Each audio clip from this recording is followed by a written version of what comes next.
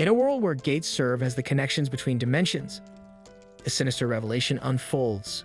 The gates are opening, bridging our world to dungeons inhabited by monstrous creatures. These enigmatic dungeons have suddenly become accessible, triggering a wave of fear and uncertainty.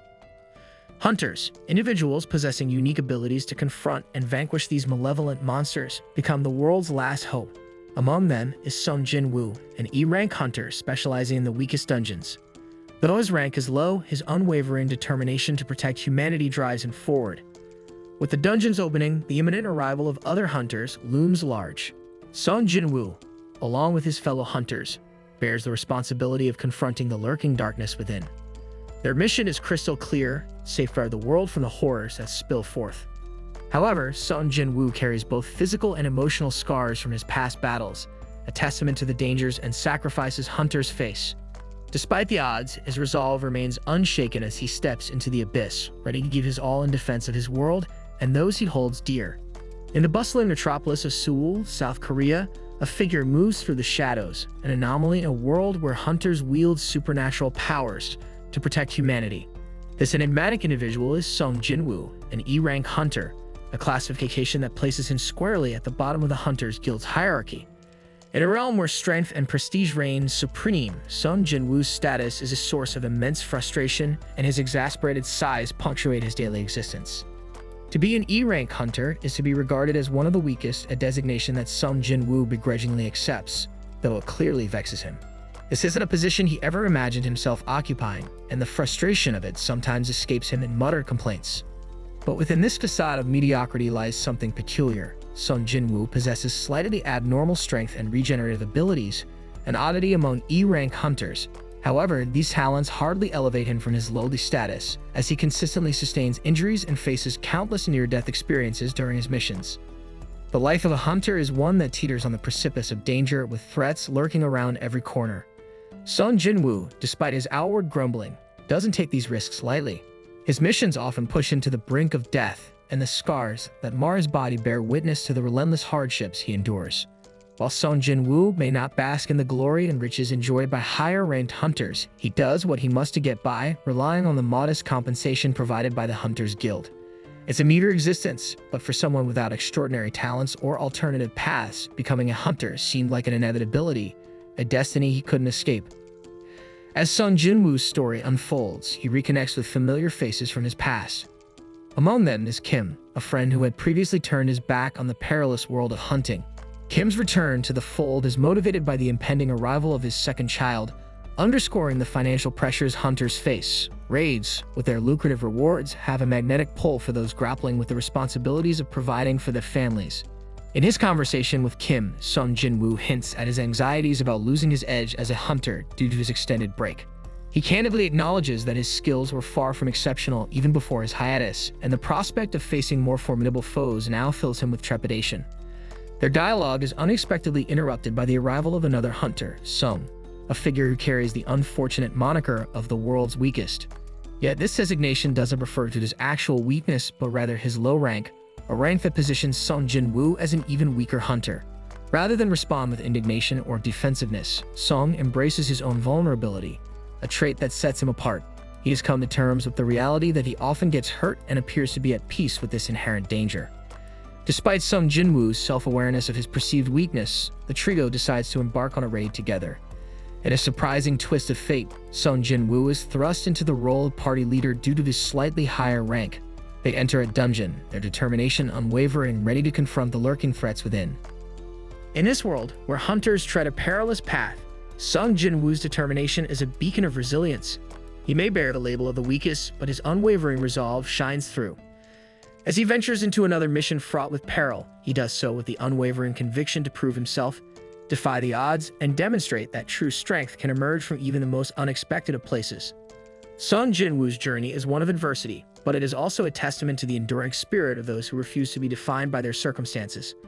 While he may occupy the lowest rungs of the hunter hierarchy, his story is a testament to the indomitable will to rise above limitations and to rewrite one's destiny in a world where power reigns supreme.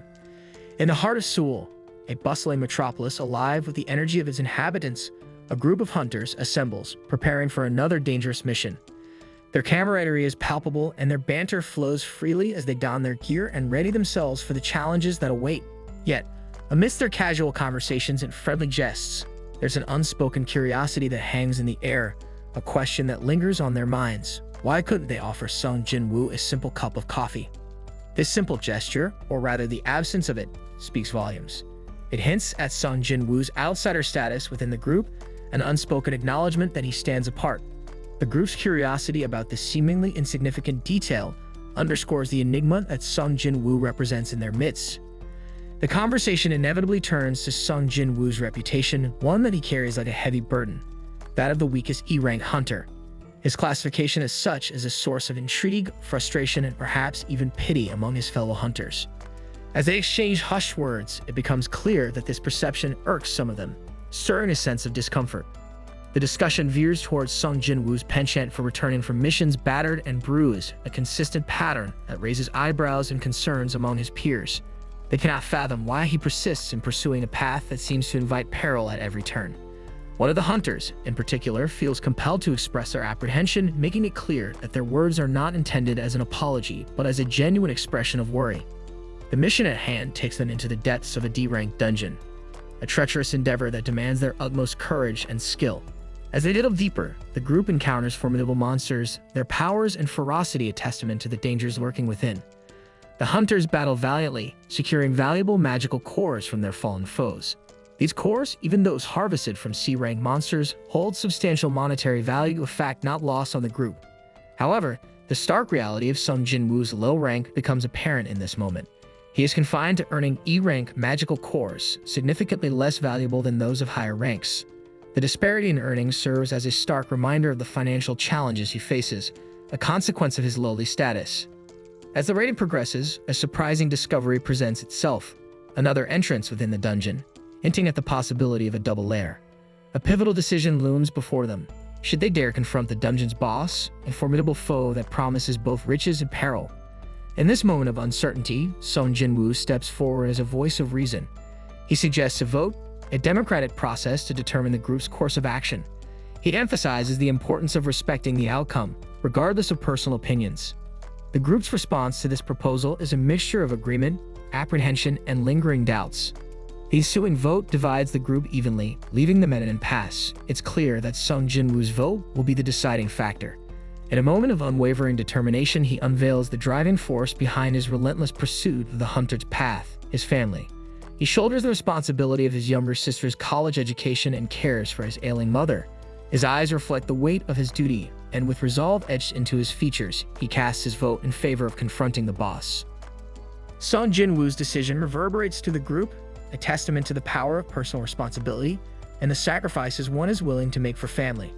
His revelation becomes a catalyst, igniting a renewed sense of purpose among his fellow hunters. Their motivations span the spectrum from personal gain to solidarity and a shared responsibility for their families. With their collective determination, they set their sights on facing the dungeon's boss, whatever challenges may lie in wait. As they move forward into the abyss, their spirits are unbroken, their resolve unshaken, and their unity unwavering.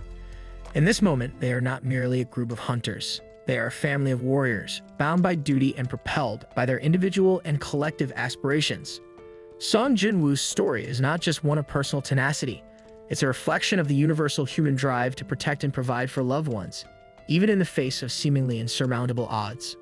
As they stand on the precipice of danger, they are a testament to the enduring strength of the human spirit, ready to face whatever challenges the dungeon may throw at them. As the group ventured deeper into the dungeon, a sense of unease began to settle in. They questioned the distance they had traversed, and the realization dawned that they might have ventured too far into the labyrinthine depths. With an impending time limit, the pressure weighed heavily on their shoulders. "How long did we walk?" someone asked, and the reply came, "About 40 minutes. With the gates set to close an hour after they defeated the boss, they had only 20 minutes left to achieve their objective." Amidst the dimly lit passages, an apology broke the uneasy silence. "Hey, sorry," one of them muttered, prompting an inquiry about what they were apologizing for. The answer was clear: forcibly coming here after I voted yes. It was an admission of doubt, a moment of vulnerability that underscored the gravity of their situation. The dialogue took a somber turn as they delved into the core of their anxieties. "You really okay?" One of them asked another, to which the honest response was, to be honest, no. I am definitely not okay. The atmosphere grew heavy as they confronted the magnitude of their choices. The conversation escalated, filled with frustration and disbelief. "Are you insane?" someone exclaimed. The danger they faced became palpable as the reality of their situation sunk in. "Just now, if you had been stabbed a little above, you would have had a hole in your heart," they pointed out, highlighting the precariousness of their circumstances. The tension continued to mount as emotions ran high. "What even made you say yes, huh?" they questioned. "Did you also hurt your head?" The sheer audacity of their decision to proceed despite the risks left them incredulous. The apologies continued to flow as they grappled with the consequences of their choices. "I'm only alive because Miss Ju-hee is a B-ranked healer," one of them admitted, expressing gratitude and remorse. "I am in her debt yet again.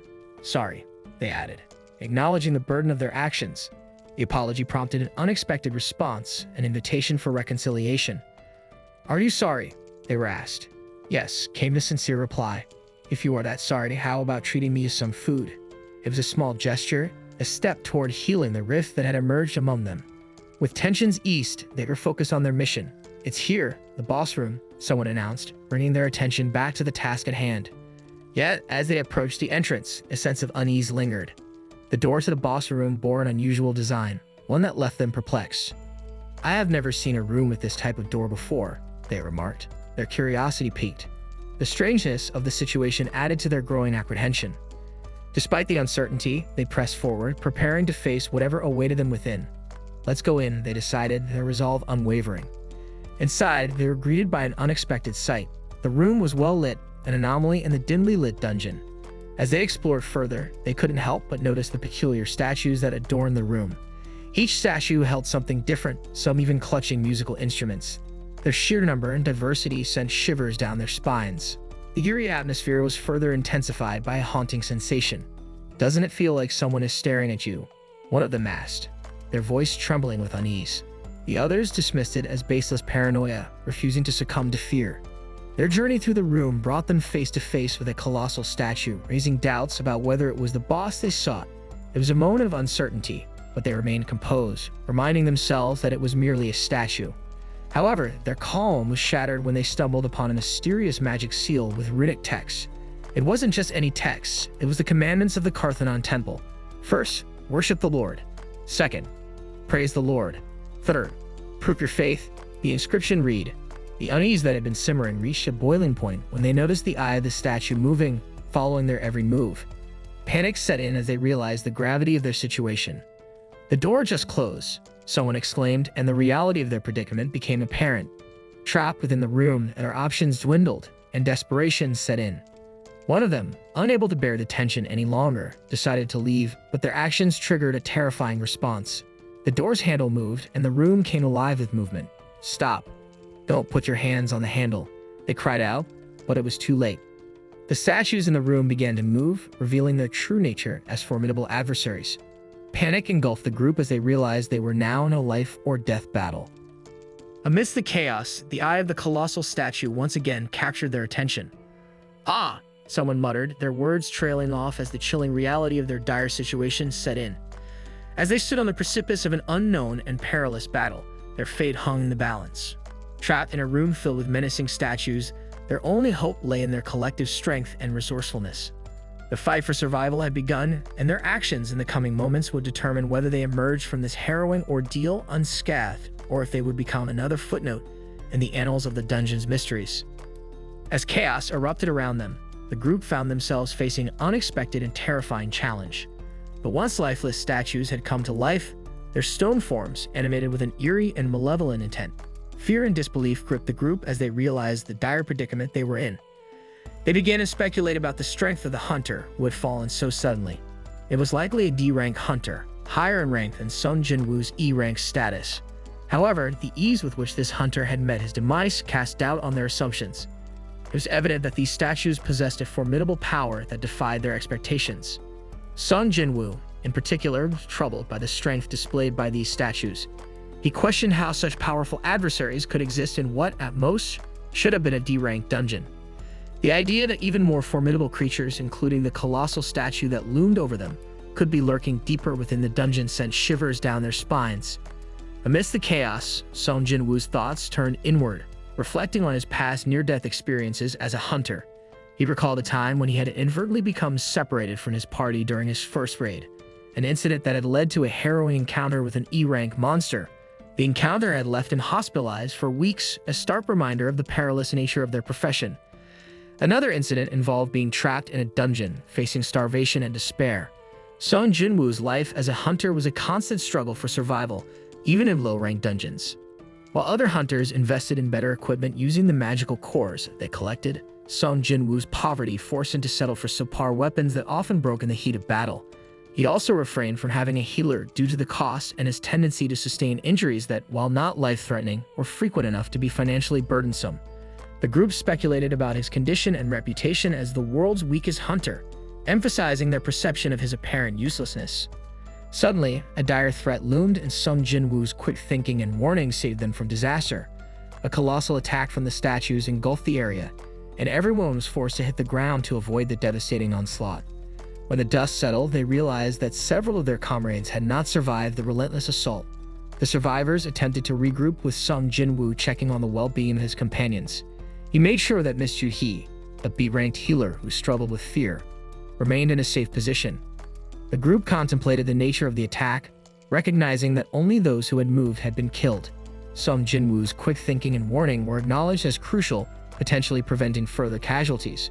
However, the loss of their comrades weighed heavily on them, leaving the survivors in a state of shock and disbelief. Concerns shifted to Miss Ju-hee's well-being as her fear affected her ability to handle stressful situations. Despite her B-rank status as a healer, she was known to participate only in basic raids. In this dire circumstance, the group understood that they were far from a basic situation, and they needed to adapt quickly to survive. Amidst the chaos, Song Jin-woo was revealed to have suffered an injury, though he downplayed its severity. Urging others to help stop the bleeding, the realization dawned upon them that they were facing an exceptionally formidable foe. Song Jin-woo, whose experience with raids above D rank was limited, acknowledged that the current situation surpassed anything he had encountered before. Even his brief experience with B-rank raids paled in comparison to the threats they now faced. He speculated that the colossal statue could be a rank or even S-rank, a daunting revelation. The group's attention turned to the cryptic Karthanon temple's commandments they had discovered earlier. First, worship the Lord. Second, praise the Lord. Third, prove your faith. These enigmatic instructions left them with an eerie sense that they were trapped in a trial of faith, and those who failed to adhere to the commandments might face dire consequences.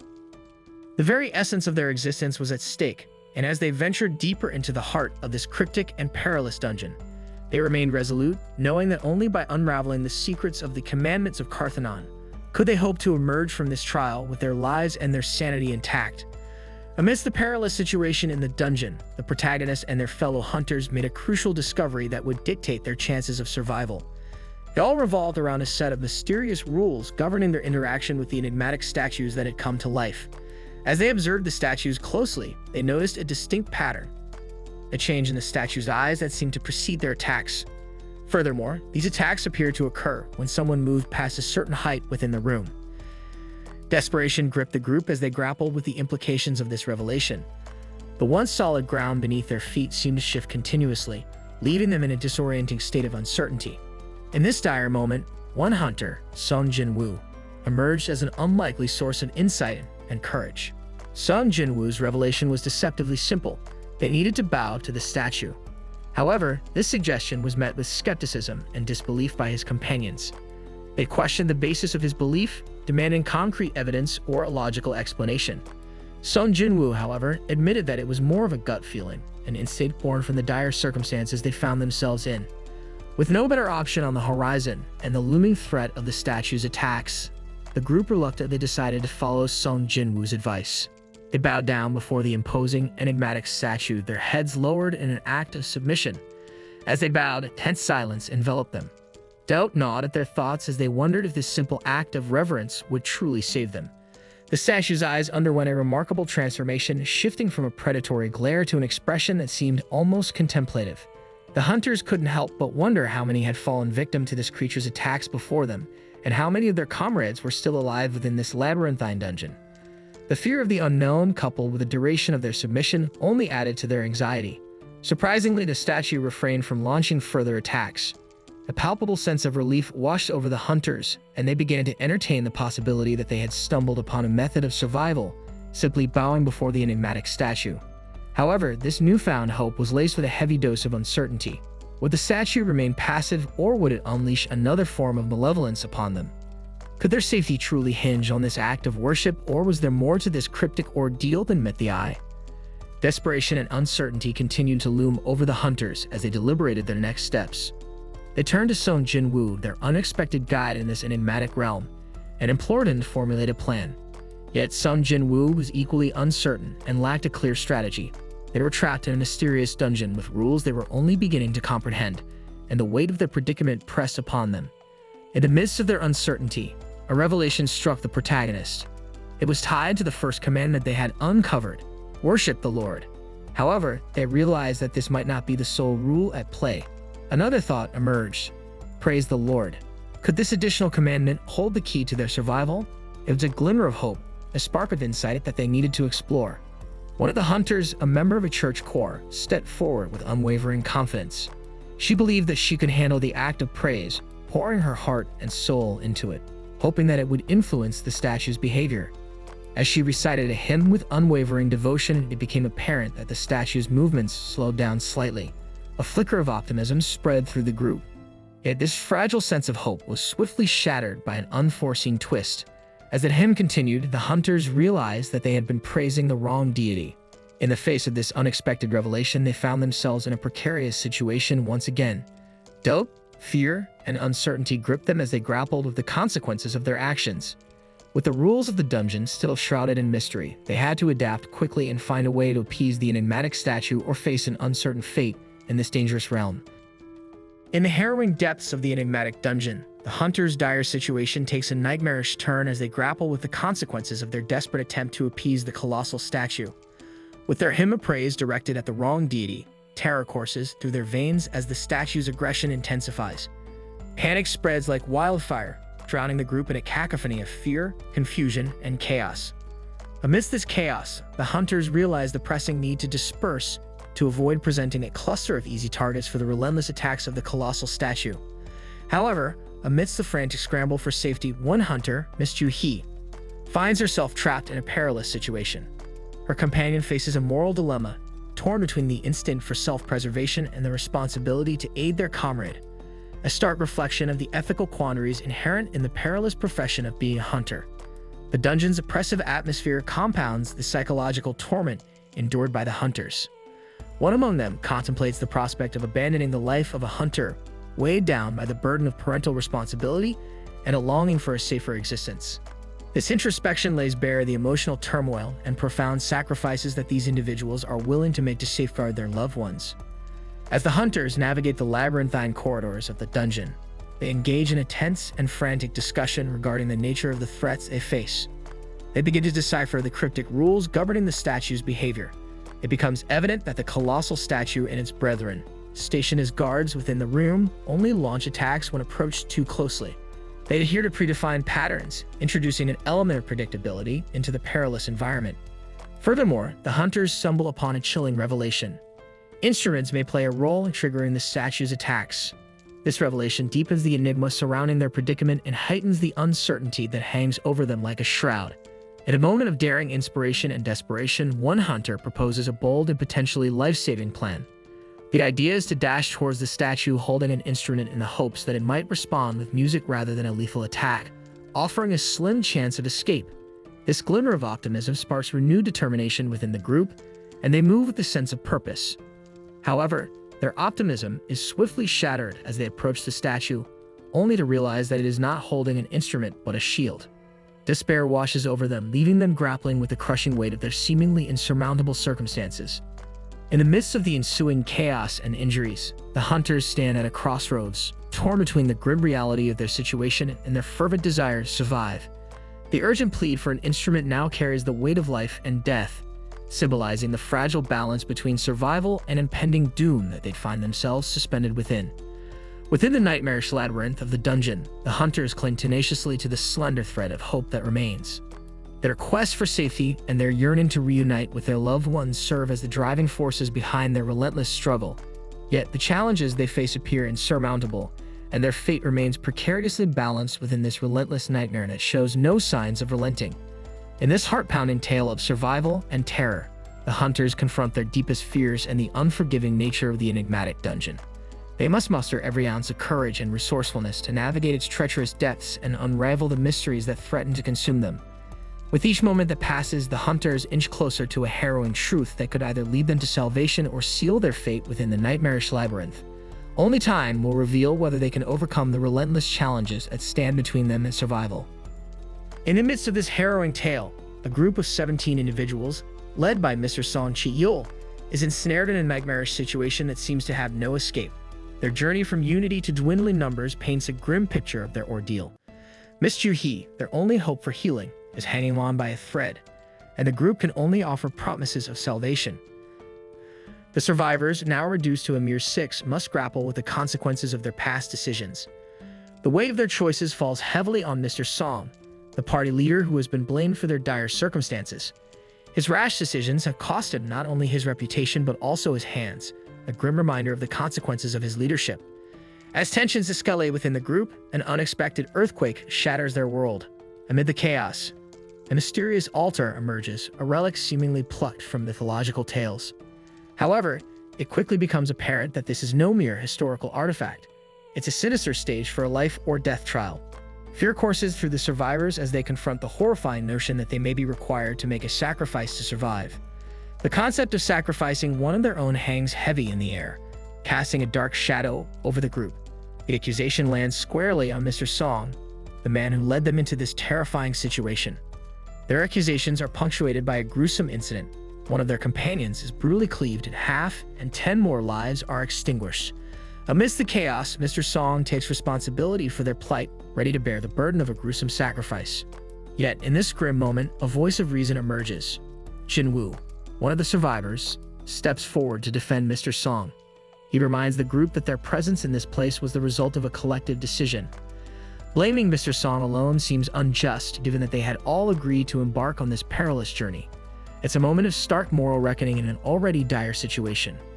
Amid the turmoil, a cryptic commandment appears. One flames. The survivors are left bewildered, struggling to decipher its meaning and its connection to the ominous requirement for a sacrifice. Faced with uncertainty, they make a collective decision to ascend to the top of the foreboding altar, hoping that it might provide answers or a way out of their nightmarish predicament. Their situation grows increasingly precarious as they realize the clock is ticking. They discuss the guild's negligence in dealing with this particular gate, dismissed as a mere D rank. The possibility of reinforcements arriving in time to save them appears increasingly bleak. Failure to close the gate could result in the horrific incursion of monstrous beings into their world, a thought that chills them to their core. The survivors gather on the altar, driven by a desperate desire to find a solution to their dire circumstances. As they do, they are met with the shock of an opening door, an unexpected development that sends shockwaves of panic through their already frayed nerves. The group is torn between the instinct to flee and the fear that leaving might trigger an even greater catastrophe. Their fears are validated when a horde of menacing monsters begins to close in on them. Panic grips the group as they realize that these creatures are not only real but also relentless in their pursuit. In this moment of desperation and chaos, the survivors confront a chilling reality. They may not survive this ordeal, and their world may be forever changed by the impending horror. This gripping narrative unfolds with the specter of survival hanging in the balance. The transformation of a group of 17 into a mere 6 starkly underscores the brutality and unforgiving nature of their predicament. As they grapple with the possibility of sacrificing one of their own, the group's cohesion is tested, and their past decisions come back to haunt them. The emergence of the cryptic commandment, "One Flames," adds an eerie and ominous layer to their ordeal, intensifying the sense of foreboding that permeates their journey. With the monsters closing in and the gate perilously close to fully opening, the group must make choices that could seal their fate and that of their world. Amid the relentless onslaught of monsters, the group's actions become a race against time. Their desperation is palpable and their future remains uncertain. The chilling realization that they may be the last line of defense against a monstrous invasion heightens the urgency of their already dire circumstances. In this thrilling and suspenseful narrative of survival, the group's decisions and actions will determine not only their own destiny, but also the fate of their world. Will they find a way to overcome the challenges before them and close the gate, or will they succumb to the relentless onslaught of monsters? As the hours tick away, their harrowing journey unfolds, revealing the strength of the human spirit in the face of unimaginable terror. In the midst of this nightmarish ordeal, the survivors find themselves facing a perilous situation as the statues, once dormant, suddenly spring to life. Panic courses through their veins as they grapple with the sheer terror of this unexpected threat. Profanity and exclamations of shock fill the air as they try to make sense of the surreal situation they now find themselves in. Miss Chu-hee, critically injured and clinging to life, is a haunting reminder of their vulnerability. Their promises of healing, their pleas for her to stay conscious, are a testament to their determination to survive, no matter the odds stacked against them. The statues, eerily reminiscent of a childhood game where keeping one's eyes on a threat was paramount, come to life in a cruel twist of fate. The survivors quickly realize that averting their gaze, even for a moment, allows these statues to inch ever closer. They rally together, drawing on the lessons of their youth, and make a pact not to take their eyes off these menacing figures. This collective resolve is their only lifeline in the face of the unknown, as they recognize that these statues hold the key to their survival. The stakes are high, and they shout warnings to one another, reiterating the importance of their commitment to unwavering vigilance. As the group grapples with the surreal nature of their predicament, an astonishing turn of events occurs. Against all odds, Miss Chu-hee, with her grave injuries, is inexplicably still alive. This revelation leaves the survivors in stunned disbelief, struggling to reconcile this unexpected twist with the nightmarish reality they've been thrust into. The situation takes another bizarre turn when the door, which had seemed so ominous and unyielding, closes partially. Miss Chu-hee, defying logic, somehow passes through it. The survivors are left bewildered, struggling to make sense of the strange events unfolding before their eyes. Their confusion deepens as they notice the gradual disappearance of a blue flame that had appeared on the altar.